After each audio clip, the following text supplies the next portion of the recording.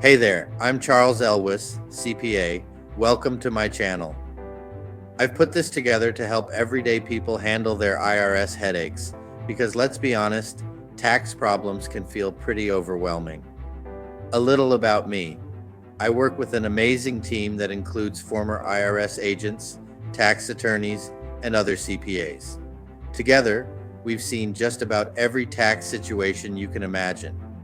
And today, I want to talk about one of the most powerful tools available if you're feeling buried in tax debt, the offer in compromise, or OIC for short. So what is an offer in compromise?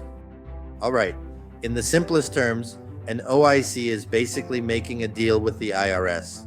You can settle your tax debt for less than what you owe, but only if you meet their requirements. Here's how it works. If the IRS takes one look at your finances and agrees there's no realistic way you can pay the full amount, they might let you pay less. Sounds good, right? But don't get too excited just yet. Not everyone qualifies. The IRS isn't handing out discounts for fun. You've got to prove a few things. First, that paying in full would create serious financial hardship, and second, that you're fully compliant with your tax obligations. That means all your returns are filed and up to date before you even think about applying. Why do OIC applications get denied? Let's talk about the tough part, getting denied. If you've already tried applying or you're thinking about it, knowing why OICs get rejected can help avoid those mistakes. Here are the big reasons. Number one, not meeting basic eligibility requirements. If your tax filings aren't 100% up to date, whether you're behind on returns or missed estimated payments if you're self-employed, your application is basically dead in the water. Incomplete or inaccurate applications. The IRS digs through everything. They'll check if all your info matches up, like your income, assets, and expenses. If something doesn't add up, expect a rejection. Offering too little. The IRS calculates what they call your reasonable collection potential, or RCP. That's their way of deciding how much they think you can pay. If you offer them too low of a number, even if it feels fair to you, they're going to say no. Not enough documentation. Back up everything you say with proof. Bank statements, pay stubs, receipts, anything the IRS can use to verify your financial reality.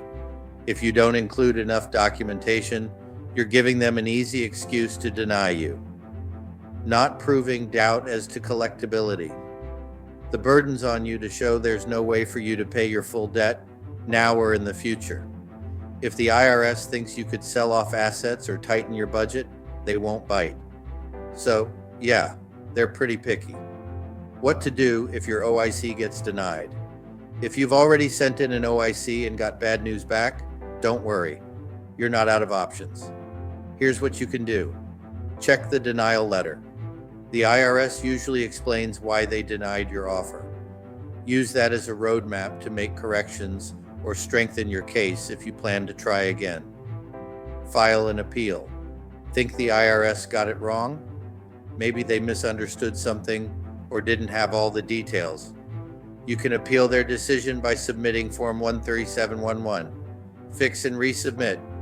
If your denial was legit, like if there was missing info or faulty calculations, you can revise your application and submit it again.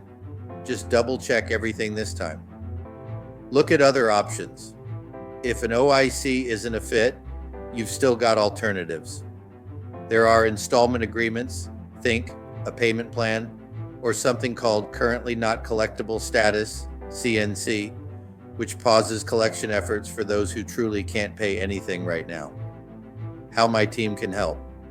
If all this sounds overwhelming, don't worry. That's why I'm here.